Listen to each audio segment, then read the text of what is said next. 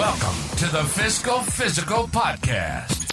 Join us each week as we sit down with the founder of Alchemy Wealth Management and author of Your Fiscal Physical, Ryan Nelson. Tune in to gain valuable insights and practical tips as we simplify complex financial concepts into digestible lessons. From budgeting to retirement planning, this podcast is your go-to resource for mastering financial literacy. Welcome to this week's episode of the Fiscal Physical Podcast. My name is Aaron. I am joined, as always, by the knowledgeable Ryan Nelson of Alchemy Wealth Management, the founder of Alchemy Wealth Management, if you will. Connoisseur of beef jerky and wine and all things triathlon. How are you doing today, Ryan? I am doing well. How are you doing, Aaron? I am doing pretty solid, I would say. It's a beautiful day out. It's a great day to increase your financial literacy. That's what I think. So we'll go ahead and dive in on this week's episode. This one, if you've listened to the last few episodes, we've talked a lot about the tax, different tax system, the U.S. Progressive tax system. We've talked about the capital gains tax. We've talked about gift and estate tax. Please go back and listen to those episodes if you want. You're going to learn something for sure. So we're going to switch gears a little bit here with talking about RDMs, not to be confused with RPMs, but RDMs, required minimum distributions. RMDs. All right, RMDs. So I'm off to a roaring start with this one here. So Ryan, why don't you break that down before I put my foot in my mouth again here? What are required minimum distributions? Yeah, so I think the best way of thinking about this is so maybe I've been saving money in my 401k, and if we reference back to some of those earlier episodes we had talking about Roth IRAs and traditional IRAs, right? We would remember that all the money we put in our 401ks are what we call tax-deferred. Right. So we avoided paying taxes on the money we put in, and we pay taxes when we pull the money out. Right. So now let's think about me. Maybe I've been contributing to a 401k over the last, 30 years. I'm nearing retirement. I have all this money, could be millions and millions of dollars in a 401k or IRAs. And it's possible that I've never paid a penny of taxes on any of this money. And so the government's just kind of sitting back, waiting for you to pull this money out to start paying. Taking money out and paying the taxes on it, right? But maybe you get to retirement and you have a pension and you have some Roth IRAs saved up as well. And so you just start living on your pension and your Roth IRAs and you're like, gosh, I really don't need to spend any of this money in my 401k, right? Right. Well, when's the IRS going to get their tax revenue, right? And so the way I think about this is the IRS can require you to take money out of one of these accounts. By taking money out, it creates a taxable event and therefore generates tax revenue for the IRS. So I think the way I think of RMDs is I think of it as a tool that the IRS has to create taxable events and generate tax revenue. So there's a couple different ways you can qualify for required minimum distributions. But again, ultimately, the tool itself is just a requirement that forces you to take money out of an account that creates a taxable event. And so it's just a way that you can't sit on these like 401ks forever and never pay any taxes on them. Right. And we've mentioned in previous episodes about how the IRS and the government overall is very good at getting their money for taxes. They will definitely make sure that this happens here. At some point, you will be paying taxes on that in a way. Absolutely.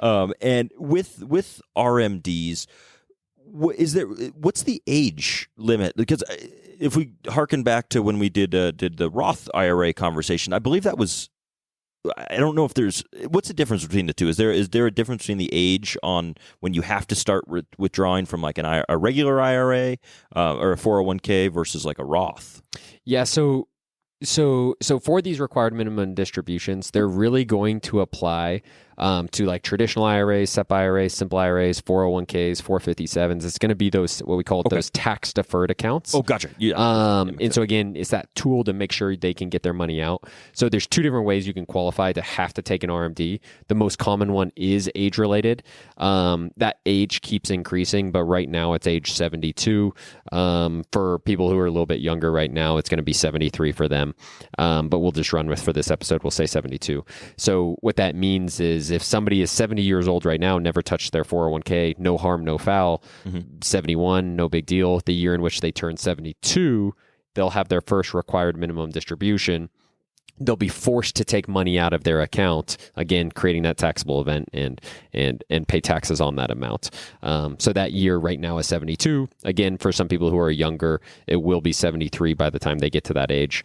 And who knows how many times it'll change even before they get there as well, right? Sure. Right. With anything, I mean, listening to this podcast, if you listen to it in 2 weeks, something we might have said here might be outdated. Like I know that you mentioned that in your book. You're like, it's so hard to write or give information like this because what you're saying right now could change next week with legislation or something that comes up that now it's different. Sorry. Yep. Exactly right. So with RMDs, Ryan, what would you say is there a best way to think about this? Is there a tax or an amount that does it depend on how much you have in that 401k that you have to pull out? Yeah. I really stumbled my way through that, but hopefully you got there. So what's going to be required is the IRS is going to require you to take a percentage out. Okay, gotcha. And that percentage is actually a formula.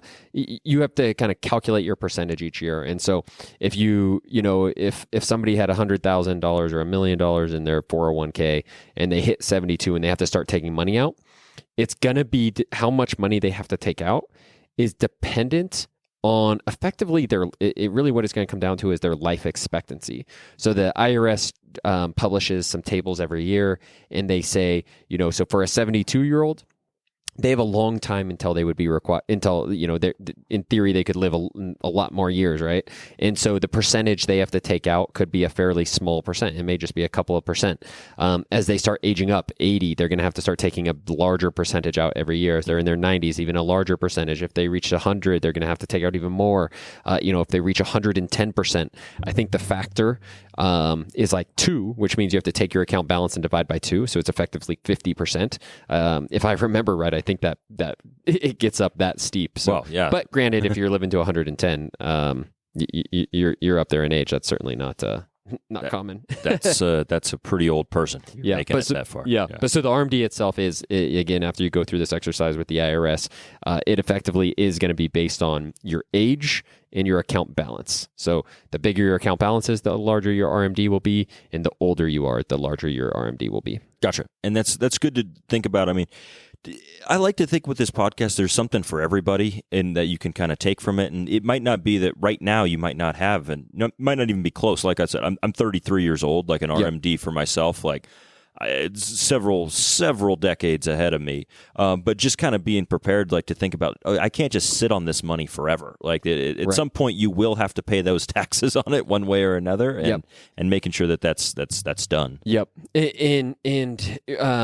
as a 30-year-old, you might still have a ways until you get to age 70 and are forced to take these kind of more traditional RMDs. There is a second way though. You may have to take an RMD. Oh. And that would be through the inheritance of one of these types of accounts. So if you were to inherit a retirement account from somebody else, again, if you think about this, maybe your father has saved all this money in this retirement account, never paid taxes on it, passes it to you. In theory, now it could go the whole rest of your life without you ever paying taxes, right? Mm-hmm. And so the IRS is set up where they're not going to allow you to just wait your entire life or even wait until you're 70. The legislation around this has changed relatively recently, and they've now implemented what's called a 10-year rule. So if you were to receive a lump sum in retirement funds, like of a family member's or something, you could either just take it all at once and pay all the taxes in a single year, or you could choose to stretch that tax burden out over a 10-year window where you take a little bit out of the account every year for 10 years. And at the end of 10 years, the account would be empty.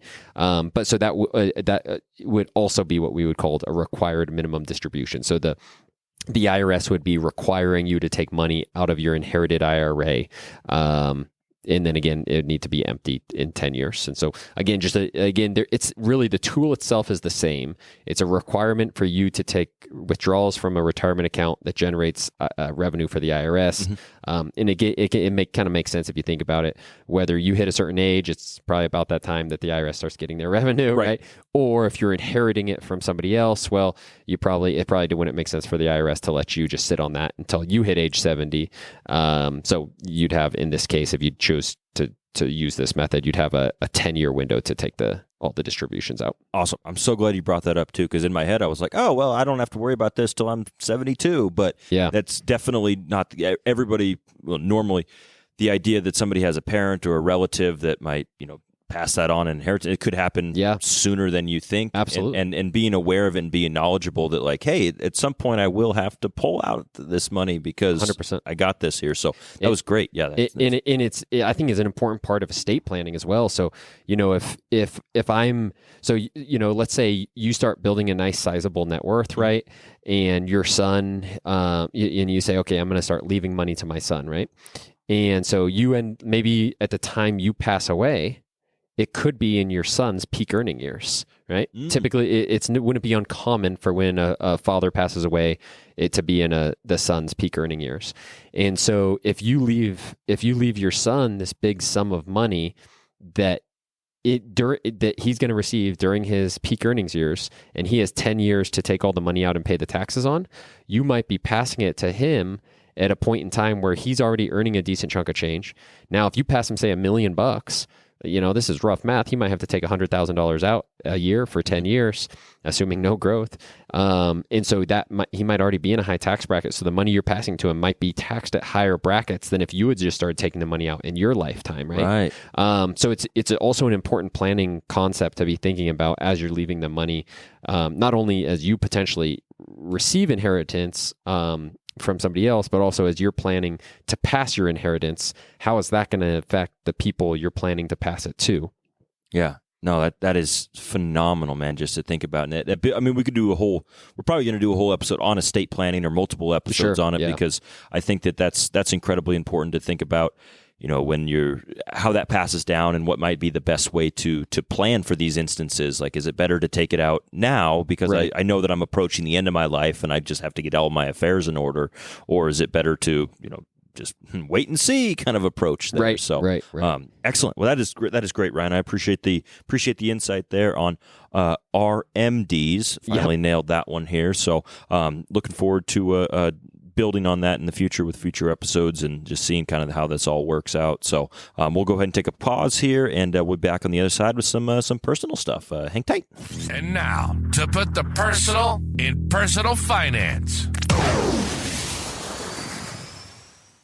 Welcome back to the Fiscal Physical Podcast. We are in our personal section here, and last week, Ryan, you asked me a trivia question, which was excellent. I love that, and it really got my juices flowing. So I researched one here, and I'm pretty excited to ask you this here. So let's hear it.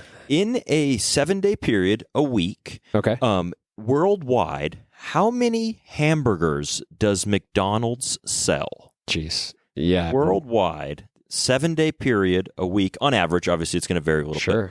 How many hamburgers does McDonald's sell worldwide? I don't even know how to even think about that, but I'll say it's got to be. It's an interesting one. I was like, well, how would you even think about getting a reasonable guess? Yeah. I'll say 2 million. 2 million? 45 million hamburgers per week on that's average crazy. Are sold by McDonald's. What is that, 2.5 billion? Or a year? I've done math. I haven't equated it over a year, but I was like, wait, that's 6.5 million a week. That's crazy. Or it's every day that gets sold. And that's insane. And it made me think, I was like, I can't remember the last time I went to McDonald's, by the way, either. Yeah. I was like, man, somebody's out there buying hamburgers. Like there's a lot of people out there buying a lot of hamburgers. Yeah. A lot of burgers being sold. And I was like, oh my gosh, like thinking about that, it's just an unfathomable number to me to like think about 45 million or 44 million hamburgers every week being churned out. So yeah, that's a lot of cows. That's insane. That's crazy. Yeah, but anyway, hopefully that the listeners were posed a guess as well too, and we'll see if you were anywhere close. But awesome, Ryan. Well, I appreciate it as always. We appreciate the listeners. Please check us out on all the different platforms: Spotify, Apple Podcasts, pretty much wherever you get your podcasts. You're going to be able to find the Fiscal Physical. We drop episodes every week, every Tuesday. Please rate, subscribe, send us your feedback at podcasts@alchemywealth.com, and we look forward to bringing more content in the future. And I'll let you play us out here, Ryan. Awesome. Yeah, thanks so much. And as always, stay the course.